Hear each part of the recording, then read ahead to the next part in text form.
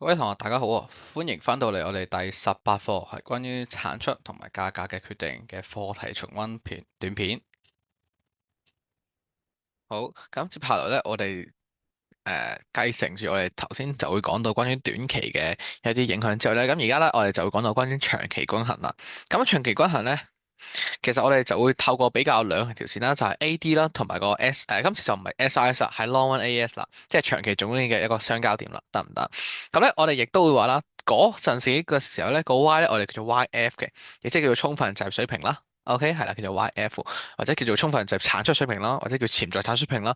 其實好多名嘅，但係其實個概念上就係講緊，當我嗰個經濟裏邊，可能我已經用盡晒所有嘅人力物力嘅時候，咁我可以做到嘅幾多產能、幾多產量，其實嗰個就叫做 YF，得唔得？叫做充分就業水平。好啦，咁又係啦，咁其實如果我哋有 AD 或者 Long S 咧，咁呢個時候我哋如果唔同嘅線段去變化嘅話咧，我哋就有唔同嘅結果啦。對於個 P 物價水平啦，同埋個 Y 即係個產出啦。咁有同學要留意嘅就係咩咧？如果當我係睇緊一個叫做長期均衡，就會睇物價啦同埋個 Y 嘅時候咧，個 Y 咧其實係只會係由呢個所謂嘅長期總供應去決定嘅，得唔得？長期總供應所決定嘅，即係話長期總應喐，我哋嘅 Y 先會喐。如果今次總需求喐咧，我哋嘅 Y 係唔變嘅，得唔得？係唔變嘅。咁其實同學睇翻幅圖咧，都知道係點解㗎啦。OK，係啦，譬如話而家我用呢幅圖做例子啦，咁你見到紅色線咧本身就係原本交點 P0 Y0啦，而家我嘅 AD 多咗，OK 變咗 AD1。OK，咁你見到物價咧就去到 P1嘅，由 P0上到 P1啦。咁但係你見到 Y1咧，其實同 Y0係一樣嘅。點解咧？就係因為原來我哋個 Y 咧係由呢個所謂嘅 Long AS 去決定嘅，得唔得？亦即係話喺長期嚟講，其實我可能假設我嘅 AD 升咧，其實只會令到我哋嘅物價上升，係唔會令到我嘅產量做多咗嘅。喺長期而言啊，OK，咁呢個同學要小心，得唔得？喺長期而言，咁仲有另外兩條線，譬如話 AD 減少啊，Long AS 嘅增加同埋 Long AS 嘅減少咧，咁我其實都有另外嗰幾幅圖俾咗大家嘅，咁呢個同學自己睇一睇，究竟對於個 P 同埋個 Y 嘅影響得唔得？係啦，咁呢度都不厭其煩都提得同一次咧，就係啦。誒總需求嘅影響就靠咩咧？就係 C 加 I 加 G 加 NX 啦。而長期總供嘅影響就靠咩？我哋之前教過你三個要素嘅就係生產要素嘅數量啦，譬如話人啦，多咗人啦，或者多咗啲資本啦，多咗土地啦。第二個啦就係生產要素嘅質素啦，會唔會係你嘅人嘅教育好咗，或者係你資本嘅嗰啲叫做技術水平好咗啦？第三咧就係個科技水平啦，譬如話我哋之前話手機啊，或者係一啲叫做運輸啊，我會喺啲技術水平、科技水平嘅提升，呢啲都會令到我哋嘅長期總供有增加嘅，或者減少嘅，得唔得？OK，咁呢個同學記翻我哋17課去幫你教過你嗰啲叫做溫習嘅因素啦。OK。咁呢度就係個總結啦，咁其實都俾咗大家噶啦，咁同學就唔需要背嘅，因為其實如果就你睇翻幅圖就知道究竟個物價同埋個 Y 其實係點樣變化噶啦，OK？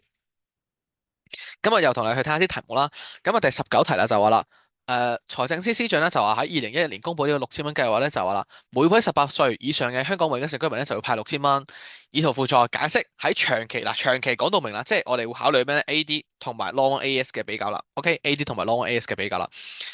呢6000蚊計劃點樣影響？嗱，影響即係升定跌啦，係咪？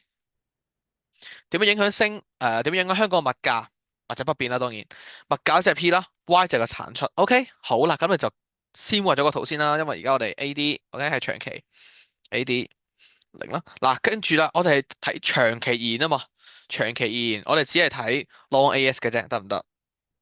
所以打直嘅就有個 Long AS 啦。OK，好啦，有個 P0先嘅，OK，P0啦，Y0啦，得唔得？OK，咁去真正睇下個因素先啦。佢而家就話啦，派錢啊，OK，派錢俾所有嘅18歲以上嘅香港永久性居民啦。咁呢個好明顯令到你嘅可支配收入增加，消費增加，即係 C 升啦，然後 AD 升啦，總需求增加啦。咁我哋可以睇翻幅圖咧，就知道個 P 同埋個 Y 嘅影響噶啦。嗱，唔好自己去嘗試估，睇幅圖去考慮。AD 而家增加，所以 AD 向咗右手邊騰啦，箭嘴 OK。咁新交點喺呢一度。P1向上升咗，所以 P 咧物價係上升嘅。Y 咧你會發現同一個交點個 Y 係冇變嘅，所以 Y1都喺呢度。咁咧呢個就不變嘅，OK，Y 就不變嘅。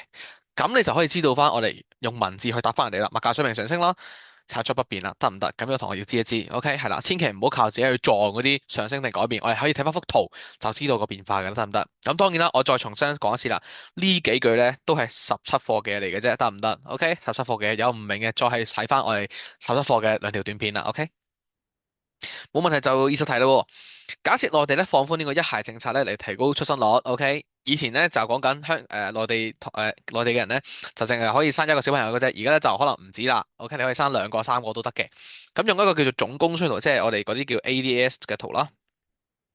解釋長期喎，一睇到長期就知啦。原來我哋而家係 AD 啦，同或者 LRAS 就得噶啦，唔需要嗰個短期做供應嘅，即係唔需要 short run AS 嘅。OK，可能引致對於總產出即係個 Y 嘅影響啊。OK，咁啊有冇問我哋物價影響啊？冇，所以我哋唔使答個物價都得噶。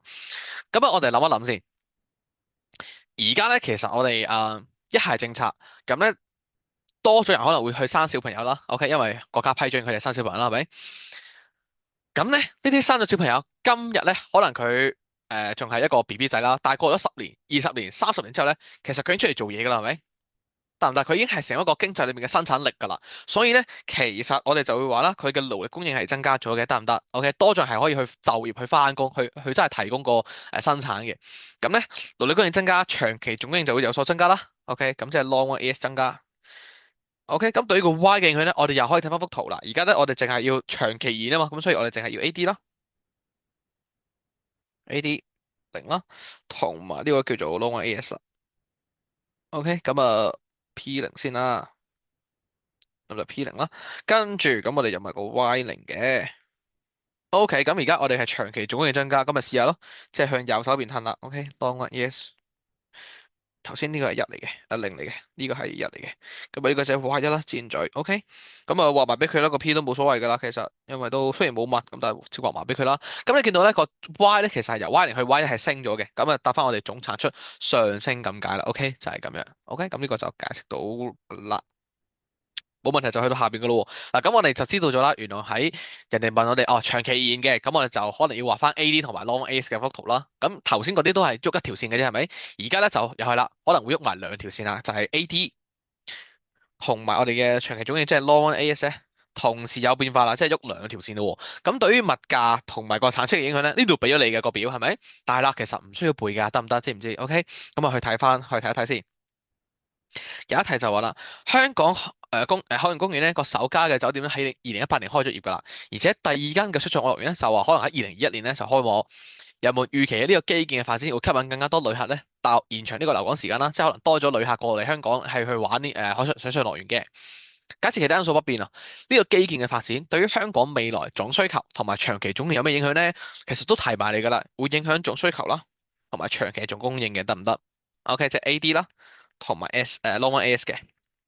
咁啊，對於個總產出有咩影響？即係 Y 有咩影響咧？又可以睇一睇啦。咁我哋咧第一個因素先啦，總需求咧，咁而家咧就話啦，多咗人會留喺香港，OK，咁佢過嚟旅遊嘅旅遊，即係其實而家係出口服務啦，所以咧呢個其實係 NX 嚟嘅，得唔得？NX 升，咁所以咧你見到係淨出口上升啦，NX 上升啦，咁呢個一號因素嚟嘅，淨出口上升咁就會影響 AD 啦，OK，AD 就會上升啦。得唔得？咁啊，二號因素咯。嗱，而家咧第二件事咧就係多咗呢間新嘅酒店或者基建啦。OK，咁基建咧其實會令到我哋嘅生產力提升啦。點解咧？你哋試想像下啦。本身香港可能得一間酒店，可能淨係得招呼到1000人過嚟香港旅遊嘅啫。而家多一間酒店，我咪最多可以招呼2000個人啊，3000個人啊，係咪？我招呼嘅人嘅多咗，其實呢個亦都代表咗我嘅生產力有上升嘅意思，得唔得？OK，其實亦即係我嘅產能啊。如果你記得長期總結就講緊個產能限制啊嘛。而家其實我將我嘅產限制咧提高咗。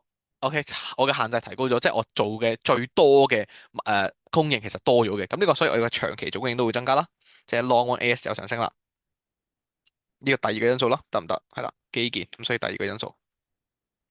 咁咧好啦，咁而家佢問我哋對於個 Y 嘅影響啊，見到嘛？Y 嘅影響，不如逐個諗下啦。AD 升，OK，AD 升。如果大家記得嘅話，AD 升對於我哋個 Y 咧就但而家咧，同埋我哋係一個叫做長期嘅嗰幅圖喎。OK，長期嗰幅圖咧，其實我係唔知道個 Y 係點嘅。我哋不如試一試畫出嚟先啦。咁呢個咧就係AT 啦，AD 零啦，long run AS 零啦，跟住短期嘅物價啦，sorry 長期物價啦，P 零啦，跟住個 Y 零就喺度啦。咁啊，如果你記得頭先我哋講過咧，喺長期呢個圖裏邊咧，其實係由個長期總供應去主導個 Y 嘅變化嘅。個 AD 嘅改變咧，其實係喐唔到個 Y 嘅，得唔得？咁我哋不如試一試佢。嗱，AD 我哋向右褪啦，因為而家係長期總供應增加。咁跟住啊，同埋個 AD 都會增加嘅話咧，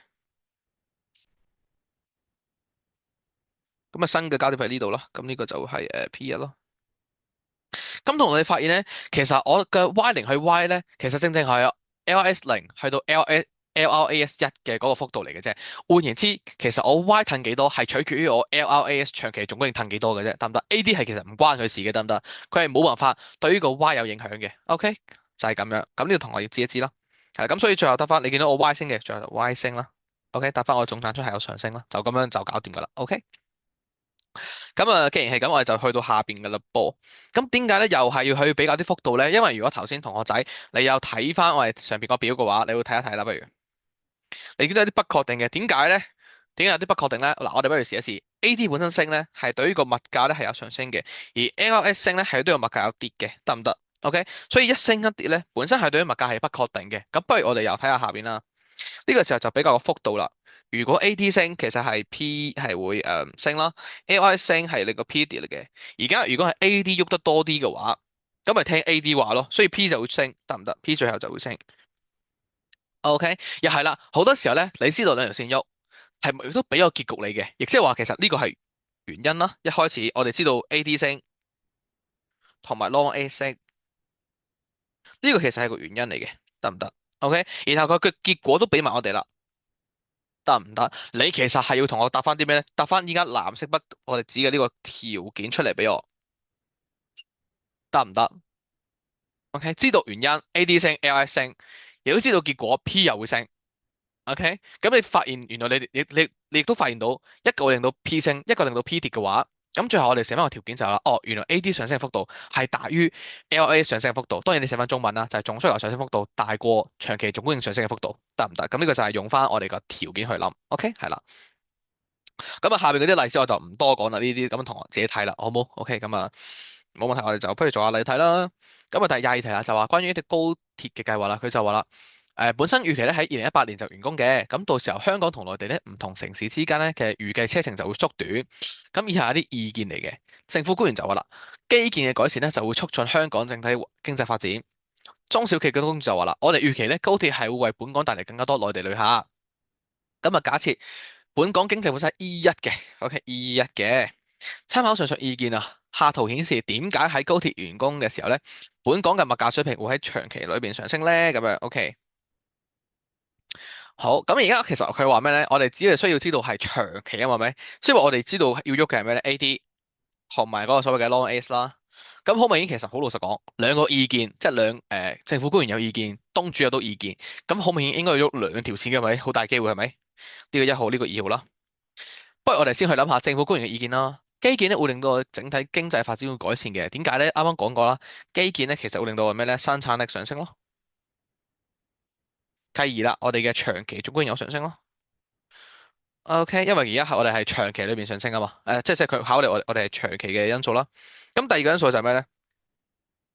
佢話誒高鐵會令到我哋嘅內地旅客多咗。咁內地旅客其實如果你心水清，亦都知道其實講緊出口服務啦，係咪？出口服務亦即係講一個淨出口嘅問題啦。出口服務多咗嘅，即係淨出口上升。OK，淨出口上升。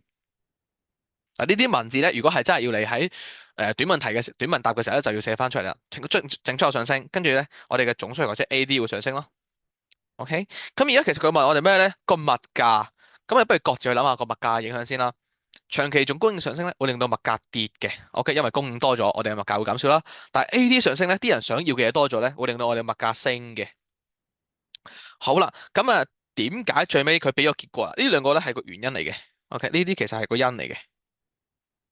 個果喺呢度。OK，個果咧就係 P 升，呢個係結果啦。咁你發現又係差個條件啫嘛，係咪啊？個條件係咩啊？邊個升得多啲咯？咁啊，AD 係負責喺 P 升嗰邊，咁即係佢會升得多啲啦，得唔得？而 Long A 咧就喐少啲啦。